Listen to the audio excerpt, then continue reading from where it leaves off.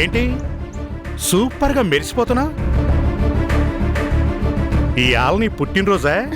చూడు, మర్యాదగా అడ్డు జరుగు. తొందర ఎందుకే డార్లింగ్? బా, లంగా ఓణిలో లవ్స్గా ఉంటే ఈ సీరకటిలో అబో కేక పుట్టిత్తనవే. ఇదిగా నీతో చాలా మాట్లాడాలి. నీలాంటి బజార్ రౌడీలతో మాట్లాడాల్సిన అవసరం నాకు లేదు. ఏయ్, ఆగాగాగాగా. రే నామాలే, చెప్పండి అయ్యా. విన్నావా? విన్నానండి అయ్యా. తప్పు కదూ. బాసు కాబోయే పెళ్ళం మాట్లాడుకుంటుంటే మధ్యలో వినడం తప్పు కదరా. తప్పేనండి అయ్యా. ఇంకా చూస్తావేంట్రా, మూసేయ్. ఇప్పుడు చెప్పవేసలక గుళ్ళో పూజారయ్యా అర్చన బాగా చేయించాడా?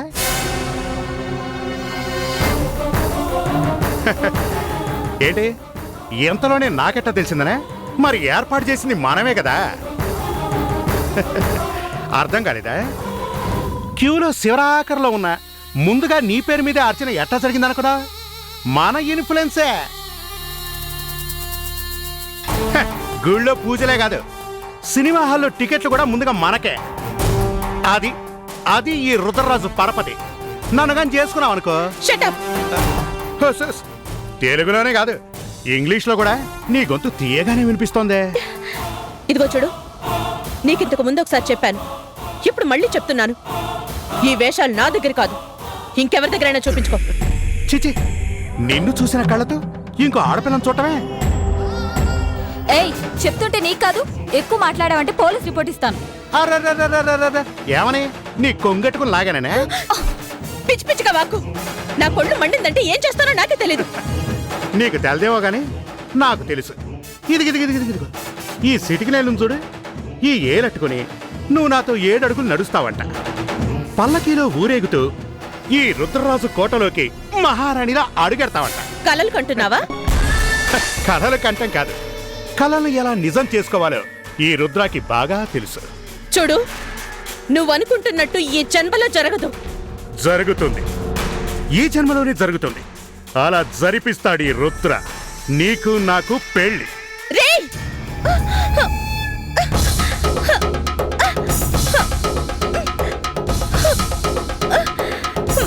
వదలు!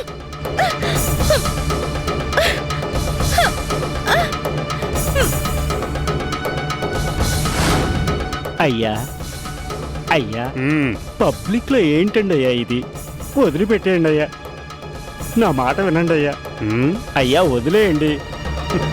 అమ్మా మీరు వెళ్ళండి. అమ్మా నువ్వు కూడా వెళ్ళు.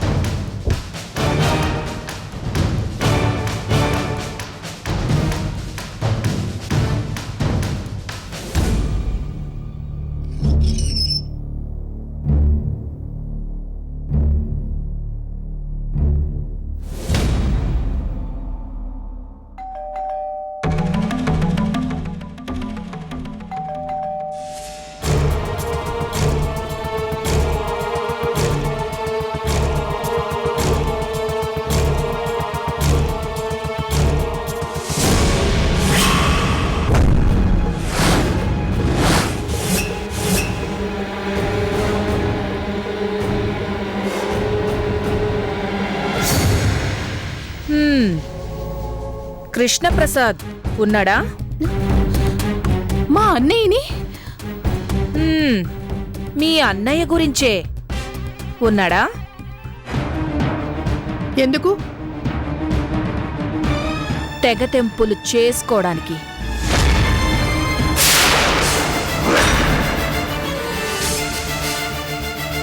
ఈ విడాకుల పత్రాల మీద సంతకాలు పెట్టించడానికి. ఏంటి విడాకులా? అవును. ఇంతకాలం విడివిడిగా ఉంటున్నాక విడాకులు కాక మరి ఇంకేంటి? మా అన్నయ్య ఏవి వెళ్ళిపోమనలేదు, నీ కూతురే మ్మ్, నా కూతురే విడిపోవాలనుకుంటోంది. విడాకులు తీసుకోవాలనుకుంటోంది. ఇంకో పెళ్లి చేసుకుని సుఖంగా బతకాలనుకుంటోంది. సంగీత, ఏం మాట్లాడుతున్నావు? భార్యాభర్తల్ని విడదీసి విడాకులు ఇప్పిస్తావా? నీ కూతురికి మళ్ళీ పెళ్లి చేస్తావా? నేను చేయడం కాదు, సౌందర్యే చేసుకోవాలనుకుంటోంది. కోటీశ్వరుడైన ఒక ఎన్ఆర్ఐని. ఛీ, ఆ మాట అనడానికి నీకు సిగ్గులేదు? నువ్వు అసలు ఆడదానివేనా? సౌందర్యని కన్నా తల్లివేనా?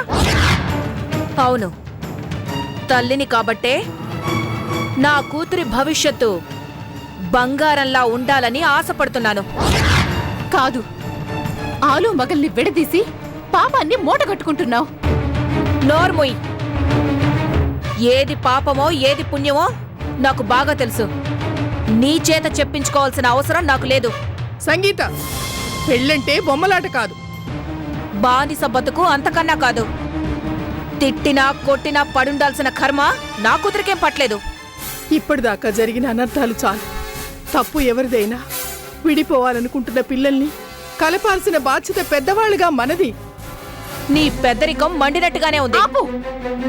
ఏంటి ఇందాకటి నుంచి చూస్తున్నాను, అక్కడికి తప్పంతా మా అన్నయ్యదే అన్నట్టు, నీ కూతురు సొంతపోస అన్నట్టు వెనకేసుకొస్తున్నావేంటి? ఏ నీకు తెలీదా నీ కూతురు ఈ ఇంటిని ఎలా నరకంగా మార్చేసిందో? పంతం పట్టి పచ్చటి కుటుంబాన్ని ఎలా సర్వనాశనం చేసిందో? అన్యాయంగా అర్చన వదిన్ని చంపేసింది. పెద్దనేని జైలుపాలు చేసింది. ఏనాడు ఎవరి ముందు తలదించుకొని నాన్నగారి ప్రాణాల్ని బలి తీసుకుంది. అలాంటి రాక్షసి విడాకులిస్తానంటే మా చిన్నన్నయ్య ఇంత కూడా బాధపడ్డు సంతోషంగా ఒప్పుకుంటాడు. దరిద్రం వదిలిపోయిందనుకుంటాడు. కల్పన, ఏమిటే నువ్వు మాట్లాడేది? లేకపోతే ఏంటమ్మా? ఏ నాటికైనా కలుసుకుంటారు అనే ఆశ ఉంటే జీవితాంతం ఎదురు చూడొచ్చు. కాని తెంపరితనంతో తెంచుకోవాలని ఆడదే ముందుకు వస్తే పౌరుషం ఉన్న ఏ మగాడు వెనక్కి తగ్గడు. శభాష్! నీ చిన్నన్నయ్య నిజంగా అంత రోషం పౌరుషం ఉన్న మగాడే అయితే ఇదిగో ఈ విడాకుల పత్రాల మీద సంతకం పెట్టించు. సంగీత, దయచేసి నేను చెప్పేది. అన్నపూర్ణమ్మ, ఇంక చెప్పడానికి వినడానికి ఏమీ మిగల్లేదు. తెగతెంపులు జరగాల్సిందే, విడాకులు ఇచ్చి తీరాల్సిందే. అల్లరి కాకుండా సంతకాలు చేస్తే సరే సరే, లేకపోతే కోర్టుకెక్కాల్సొస్తుంది.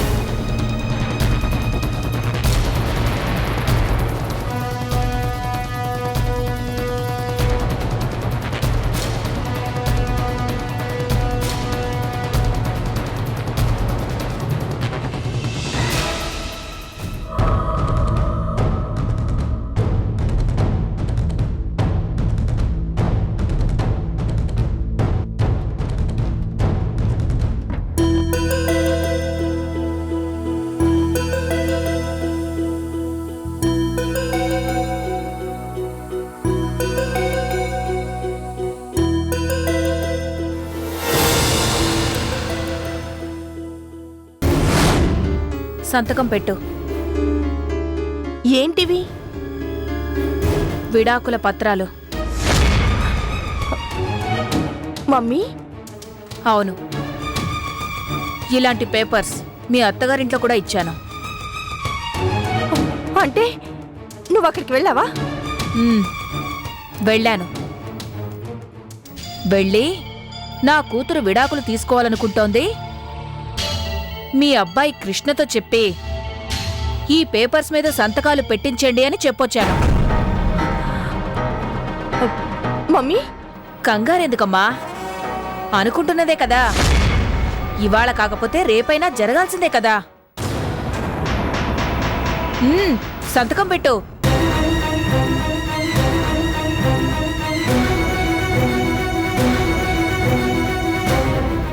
చెప్పు సౌందర్య, నన్ను పెళ్లి చేసుకుంటావా?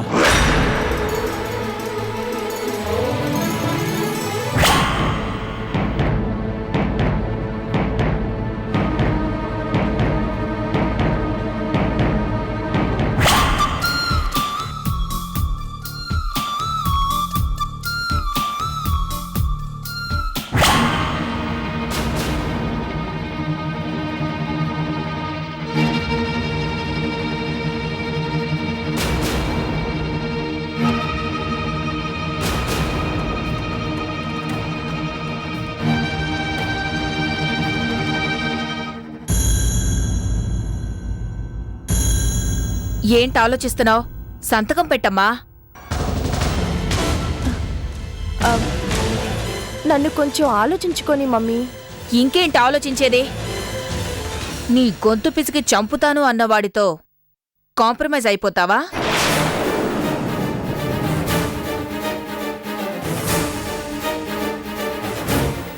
నీ చెంపని చెళ్ళుమనిపించిన వాడితోటి కాపురం చేస్తావా? అది కాదు మమ్మీ. మరేంటి? నడి సముద్రంలో చేరుకున్నాక వెనక్కి తిరిగి చూస్తే లాభం లేదు. చావో రేవో ముందుకే అడుగు వేయాలి. ఇందాకే గీత ఆంటీ ఫోన్ చేసింది.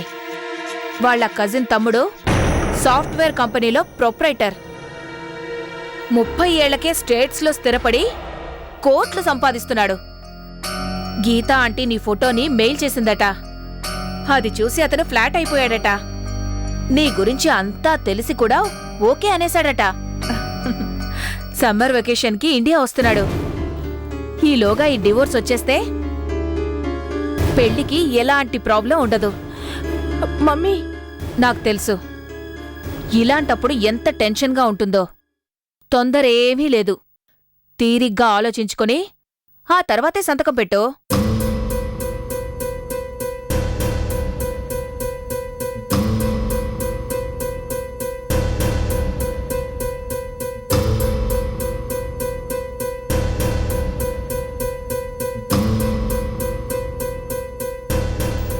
కానీ ఒక్క మాట గుర్తుంచుకో, ఇది నీ లైఫ్. ఎవరు ఏమనుకుంటారో అని కాంప్రమైజ్ కావాల్సిన అవసరమే లేదు. యముడి లాంటి మొగిడితో నరకం లాంటి ఆ లైఫ్ కావాలో, స్వర్గం లాంటి స్టేట్స్లో కొత్త జీవితం మొదలు పెట్టాలో నువ్వే తేల్చుకో.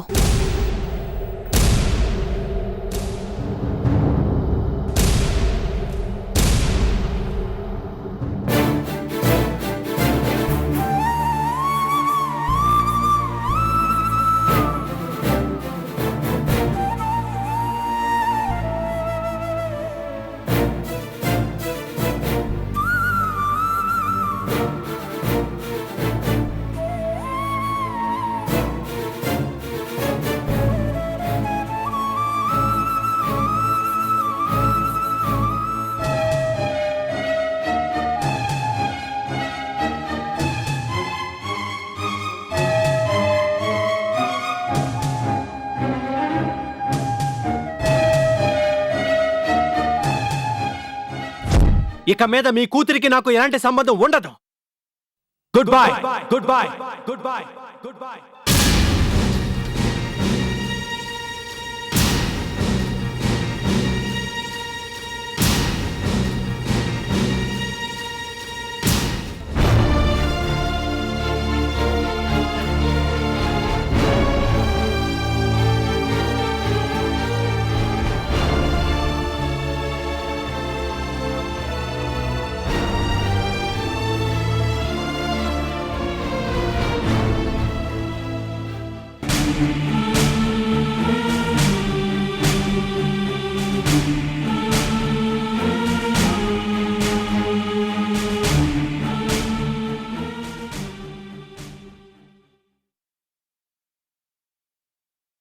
అమ్మా,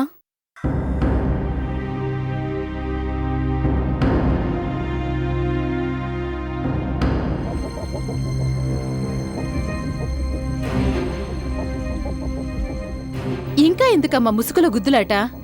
ఆవిడ గారొచ్చి కూతురు తరపున అల్టిమేటం ఇచ్చి వెళ్ళిందిగా. చెప్పేద్దాం. కృష్ణ నీకు ఫోన్ చేసి వెంటనే చెప్పేద్దాం. ఏమని చెప్తావు? ఇదేమన్నా శుభవార్త?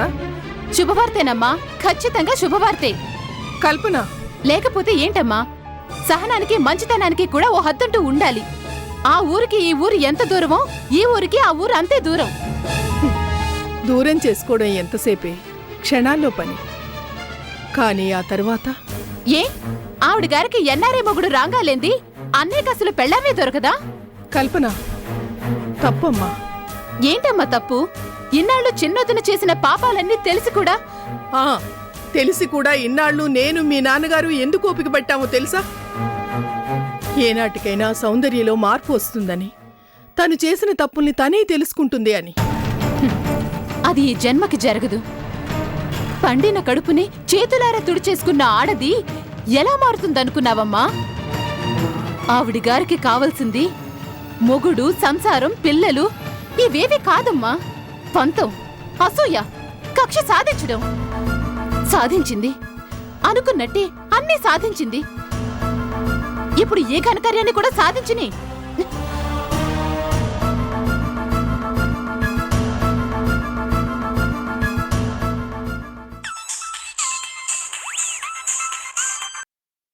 అన్నయ్య, కల్పన, ఎలా ఉన్నావు? నేను బాగున్నానమ్మా. మీరెలా ఉన్నారు? మేం బానే ఉన్నాం. అమ్మ నీతో ఏదో మాట్లాడుతుందట.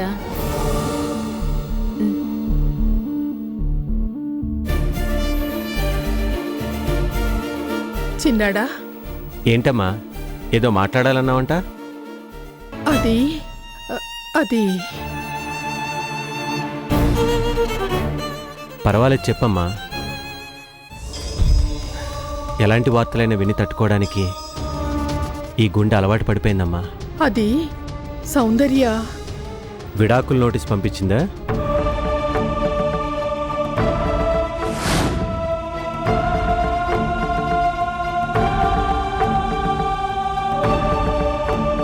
చిన్నాడా, ఈ సంగతి నీకు నువ్వేదో నాతో చెప్పాలని చెప్పలేకపోతున్నప్పుడు అర్థమైందమ్మా. అయినా ఇందులో ఆశ్చర్యపడాల్సిందే ఉందమ్మా. చిన్నాడా, అవునమ్మా, ఇలాంటిదేదో జరుగుతుందని నేను అప్పుడే అనుకున్నాను. ఇంతకీ తనే వచ్చిందా లేక కోర్టు ద్వారా పంపించిందా? వాళ్ళ అమ్మను పంపించింది నీ సంతకాల కోసం. ఓ, తల్లి కూతురు విడాకుల పత్రాల మీద సంతకాల కోసం. Good, very good. ఏమిట్రా చిన్నాడా, ఇలా జరుగుతుంది? ఇలా కాక ఇంకెలా జరుగుతుందమ్మా? తను నన్ను వద్దు అనుకున్నప్పుడు తను నాకొద్దు. చిన్నాడా, ఏమిట్రా నువ్వు కూడాను? ఏం చేయమంటావమ్మా? వద్దు సౌందర్య, నువ్వు లేకపోతే నేను బ్రతకలేను అని వెళ్ళి దాని కాళ్ళు పట్టుకోమంటావా? నువ్వు గీసిన గీత దాటను, నీ ఇంటి పెంపుడు కుక్కలాగా తోకొప్పుకుంటూ నీ కాళ్ళ దగ్గరే పడుంటాను అని బ్రతిమలాడుకోమంటావా? లేదమ్మా, అలా బ్రతకడం నా వల్ల కాదు. అలాంటి బ్రతికే నాకు అక్కర్లేదు. అయినా ఎప్పుడు కలుసున్నాం గనక ఇప్పుడు విడిపోతున్నాం అని బాధపడ్డానికి. అలాగే విడాకులు తీసుకోమనమ్మా. అది కాదురా, మీ అత్తగారు తనతో విడాకులిప్పించి సౌందర్యకు ఎవరో ఎన్ఆర్ఐతో పెళ్లి చేయబోతోంది. ఓ, రంగం సిద్ధమైపోయిందన్నమాట. మరింకేంటి, ఇటు డివోర్స్ అటు మ్యారేజ్. Good, very good. చిన్నాడా, అది నీ పెళ్ళాంరా అని నువ్వనుకుంటున్నావమ్మా, కానీ తన దృష్టిలో నేను ఒక వేస్ట్ ఫెలోని. అందుకే వదిలించుకోవాలనుకుంటుంది.